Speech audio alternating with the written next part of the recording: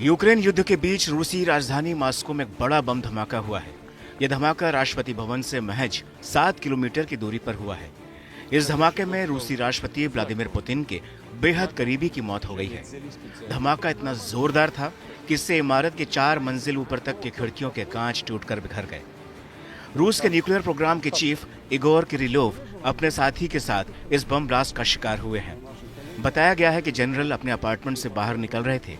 इस दौरान जैसे ही वह अपने असिस्टेंट के साथ अपने स्कूटर पर बैठे, तभी उसमें जोरदार धमाका हो गया।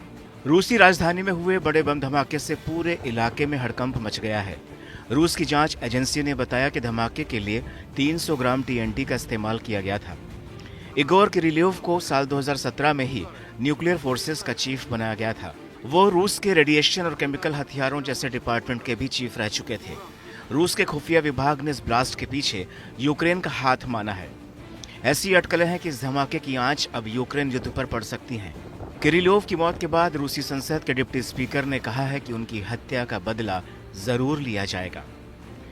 रूसी जनरल की हत्या ऐसे वक्त हुई जब रूसी सेना यूक्रेन के साथ युद्ध में उलझी हुई है।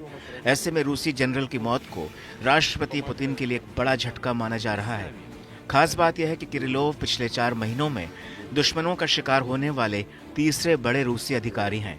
12 दिसंबर को रूस के मिसाइल एक्सपर्ट मिखाइल शतस्की की गोली मारकर हत्या कर दी गई थी। 28 सितंबर को drone specialist colonel Alexei Moscow में मारे गए थे। अल जजीरा की रिपोर्ट के मुताबिक जिस इलाके में धमाका हुआ, वहां कोई CCTV कैमरा नहीं लगा था। इससे इस बात की आशंका जताई जाने लगी है कि यह धमाका सोची समझी साजिश के तहत हुआ। धमाके के तार यूक्रेन और ब्रिटेन से भी जोड़कर देखे जा रहे हैं। दरअसल बीते अक्टूबर महीने में ब्रिटेन ने रूसी जनरल पर कई पाबंदियां लगाई थीं। ब्रिटेन ने आरोप लगाया था कि रूसी जनरल ने यूक्रेन में केमिकल वेपन्स के इस्तेमाल पर नजर रखी थी। साथ ही वह क्रेमलिन के दुष्प्रचार का काम कर रहे थे। न्यूज एजेंसी AFP के मुताबिक यूक्रेन की सीक्रेट सर्विस SBU ने मॉस्को में एक विशेष अभियान के तहत किरिलोव की हत्या की जिम्मेदारी ली है। तो वहीं कीव इंडिपेंडेंट की रिपोर्ट के मुताबिक किरिलोव को एक दिन पहले ही यूक्रेन के सिक्योरिटी सर्विस ने बैन केमिकल हथियारों के इस्तेमाल के आरोप में दोषी मानते हुए सजा सुनाई थी।